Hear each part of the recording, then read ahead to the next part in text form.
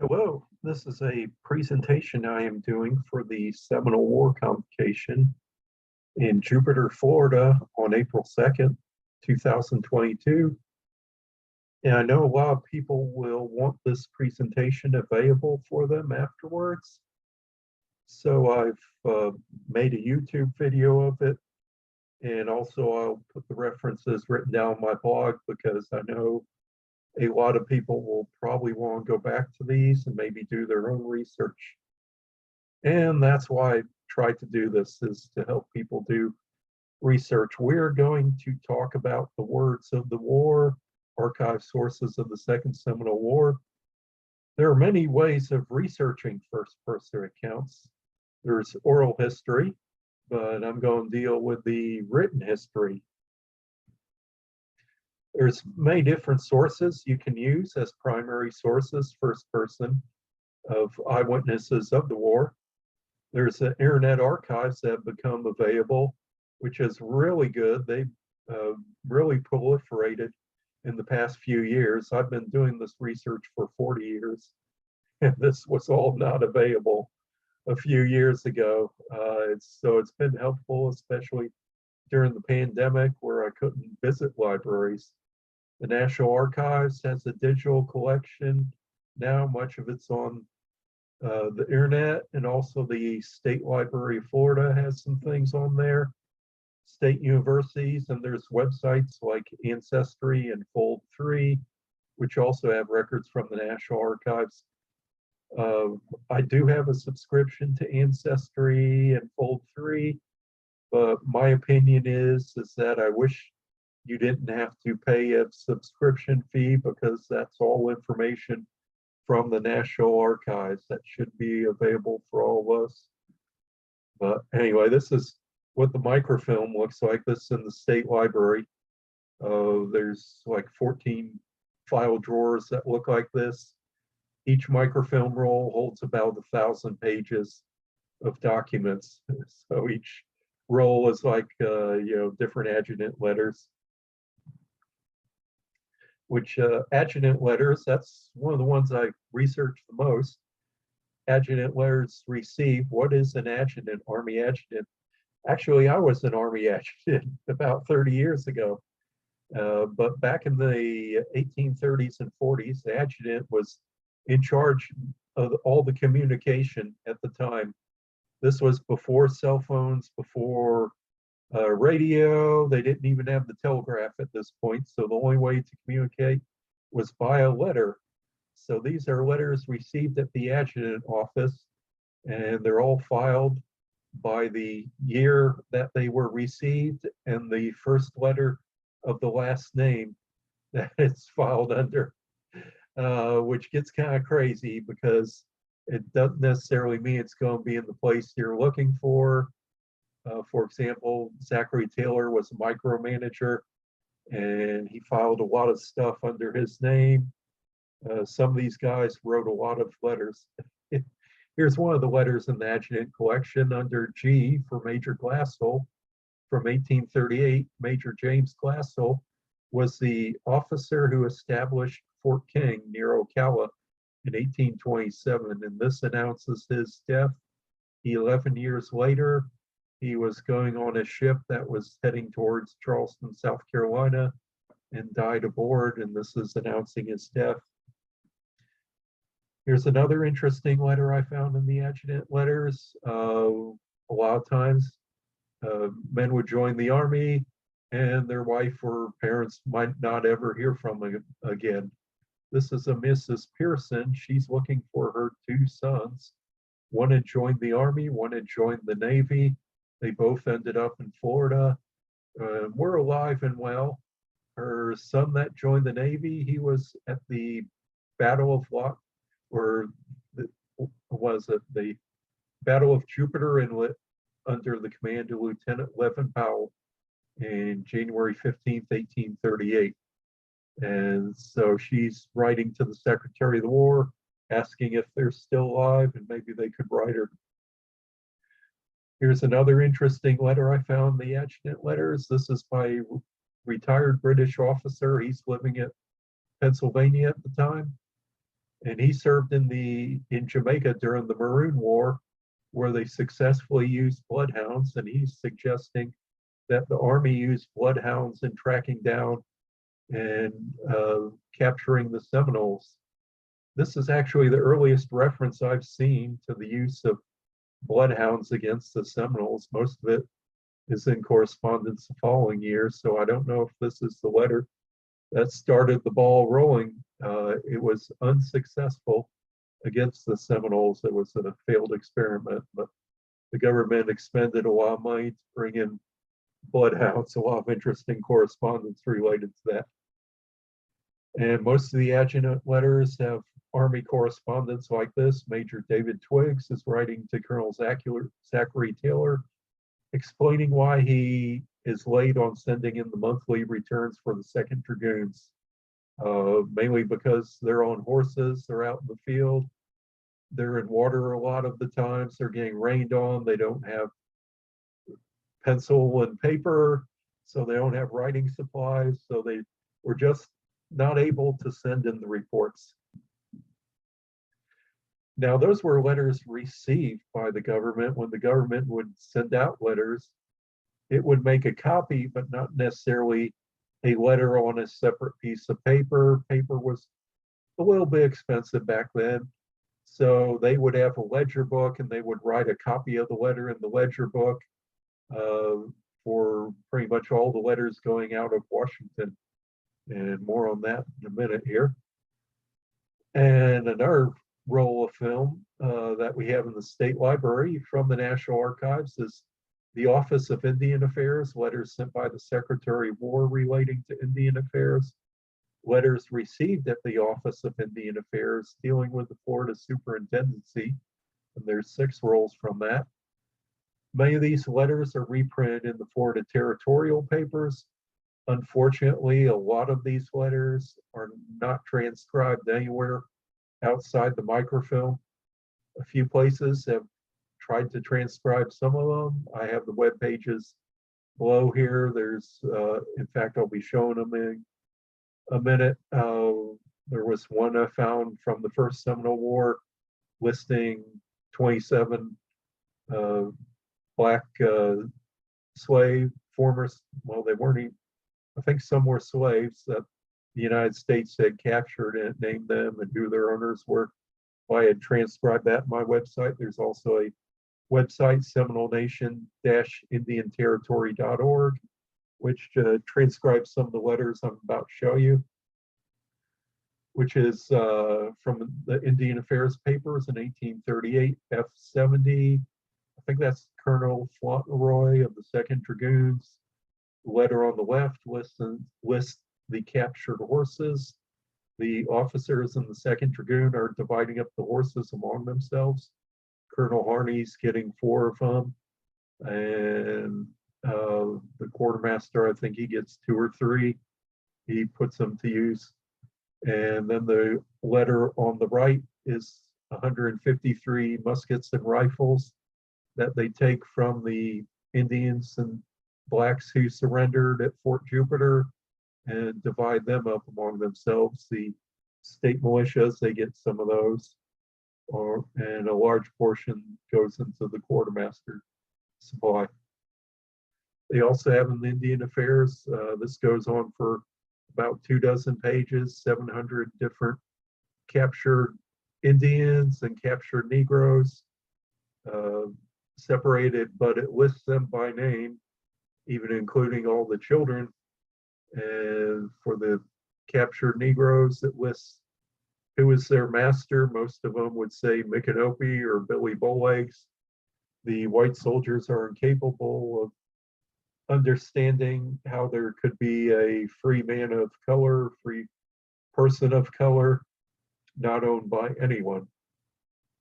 Here's another interesting letter in the Indian Affairs papers from 1838 that I have not found reprinted anywhere or transcribed anywhere.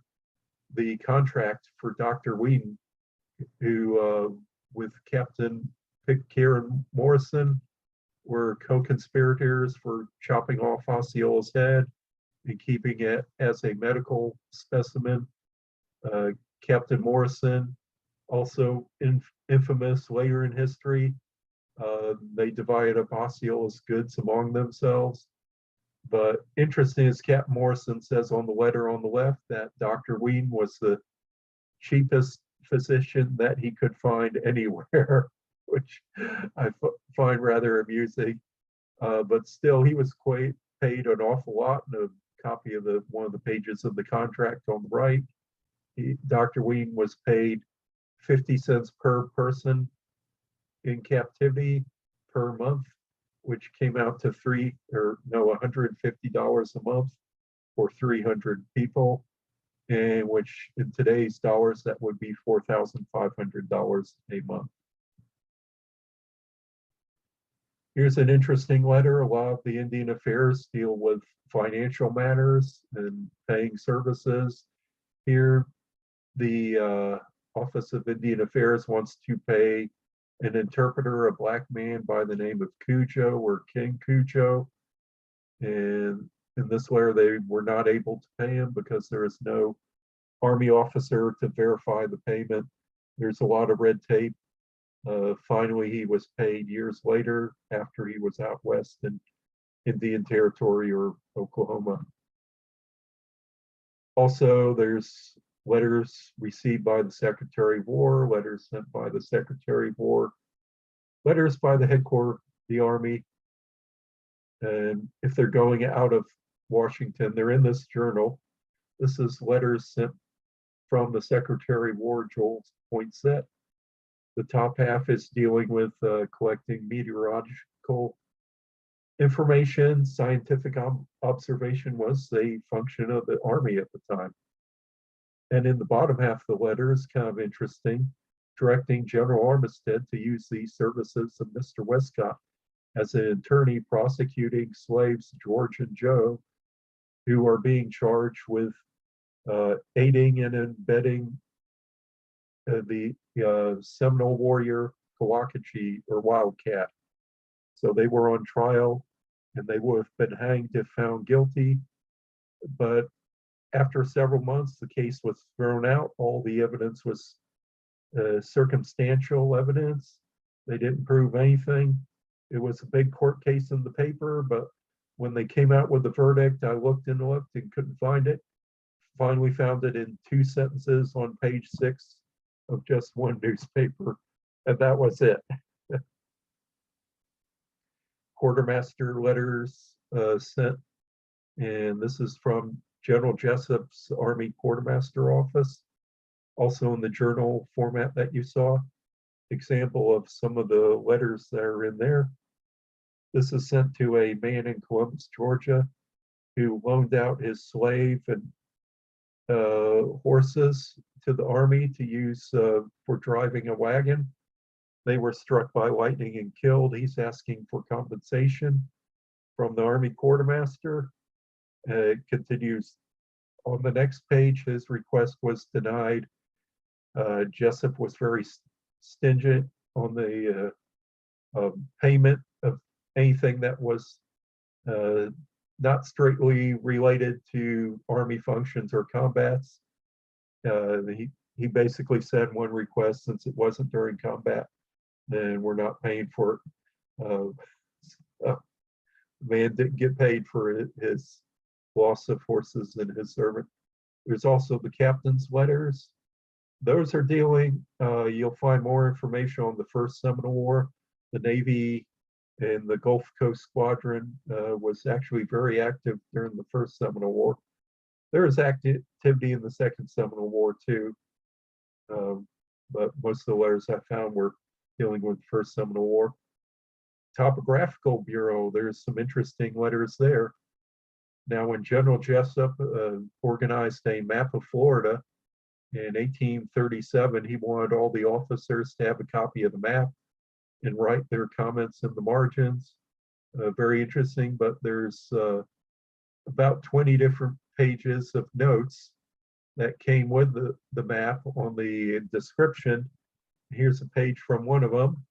Kind of interesting because they mentioned a Buffalo Ford east of Tampa, and they use the Muskogee name You know, if I can, Yanase Integida. I hope I didn't butcher that up. Yanase is, of course, known well, but I guess it's an archaic form, showing that the native people had a word for buffalo crossing long before the white man. So it means buffalo were actually there. And that's a native account that proves it. Another interesting source of reference is the post returns. Each fort would have a monthly report on this one side of the page. It lists how many people are at the fort, who's coming and who's going, and different remarks, what companies are there. Flip it over to the opposite side, it would say which officers are stationed at the fort, which ones are present, which ones are absent on leave of absence, and why they're gone, if they're on recruiting duty or what they're doing. Sometimes there's a little nuggets of information like descriptions of the fort. If there is native prisoners at the fort, it gives how many and sometimes even a name or two. So you always find a few interesting bits of information. This one here is from Fort Jupiter, the first post return in 1855. There's also congressional documents. This is kind of a mixed bag. There's some on the Library of Congress website. You can find some on Google Books, and some you can find in state libraries or universities. The Library of Congress does not have them all, so you have to hunt around for them. Here's one example of one of them from a congressional report.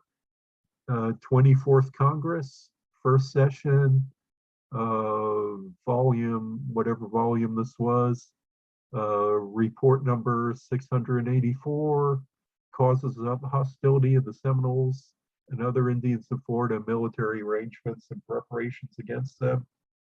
And this goes on for about 200 or 300 pages, all the letter and correspondence leading up to the beginning of the Second Seminole War.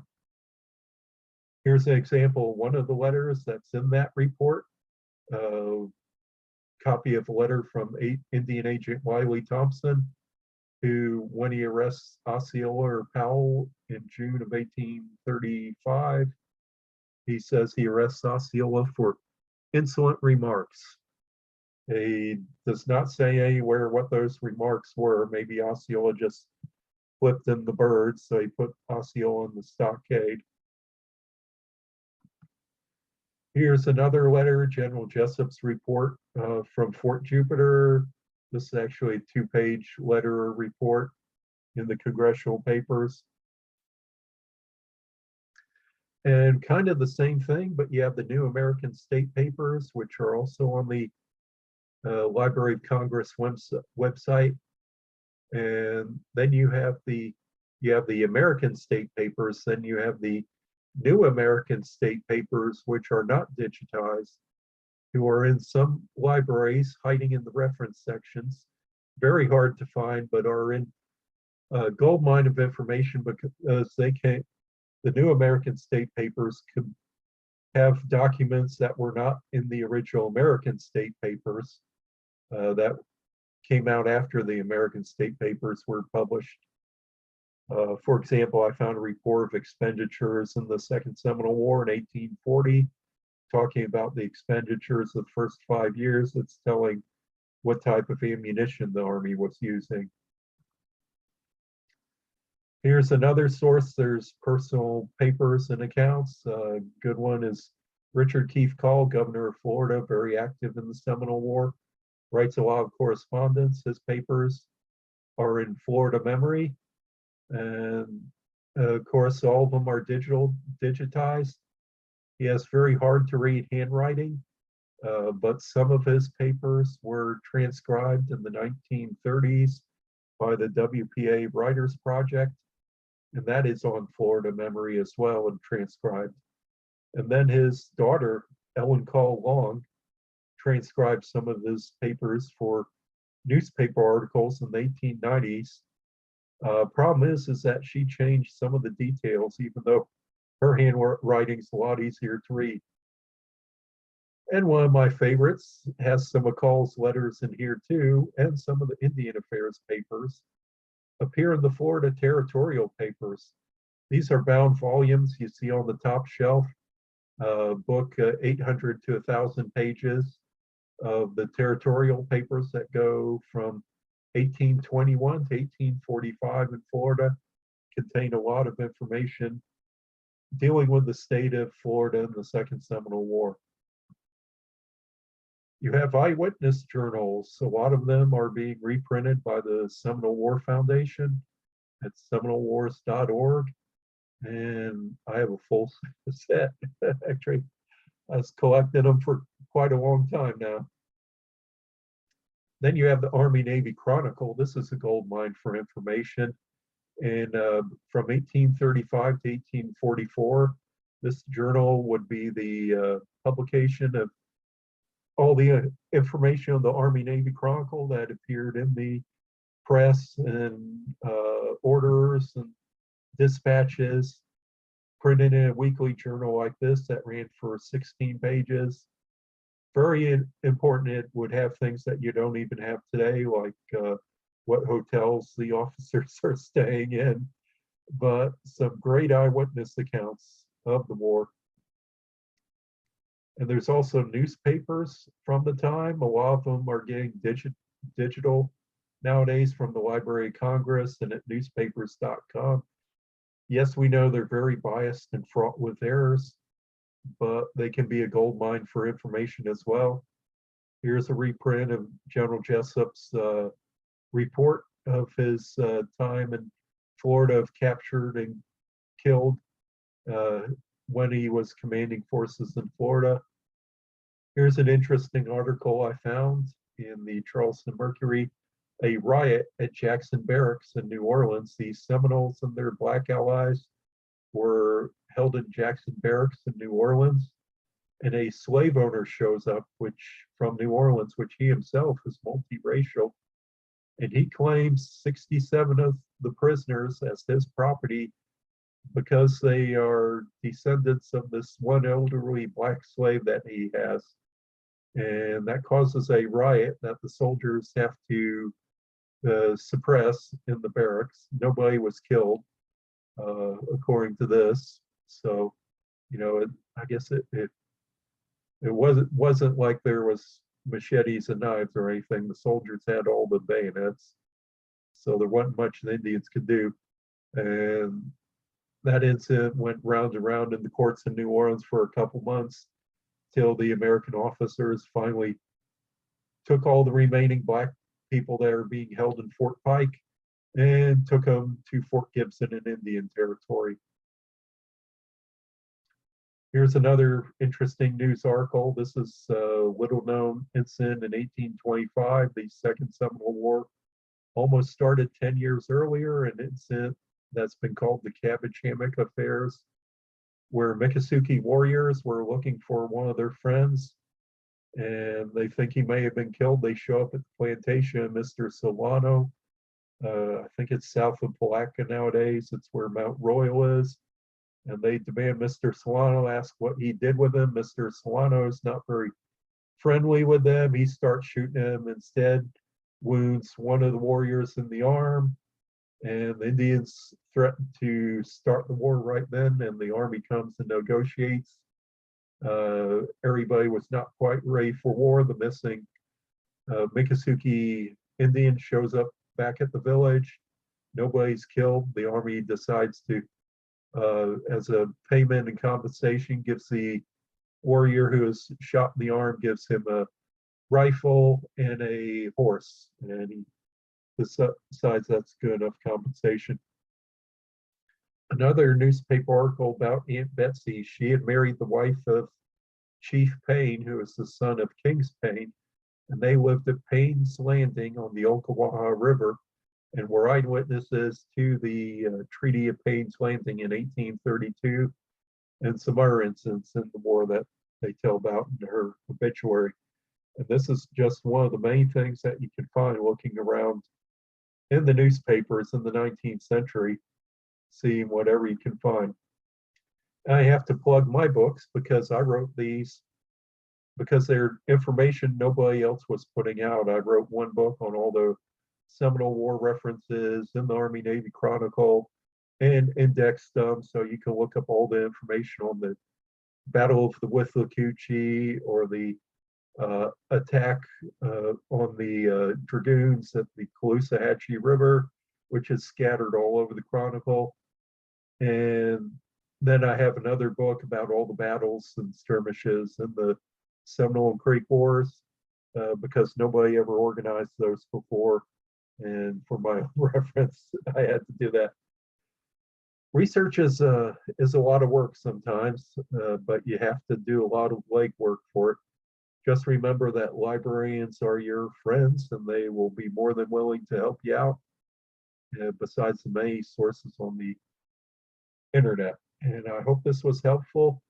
I will put down in the description below of the text from this presentation, and hopefully that will, I'll put that on my blog there too as well, so you can look these up as well. I hope this was helpful to somebody wanting to do research. And you'll have a great afternoon, great morning, or whatever you're doing.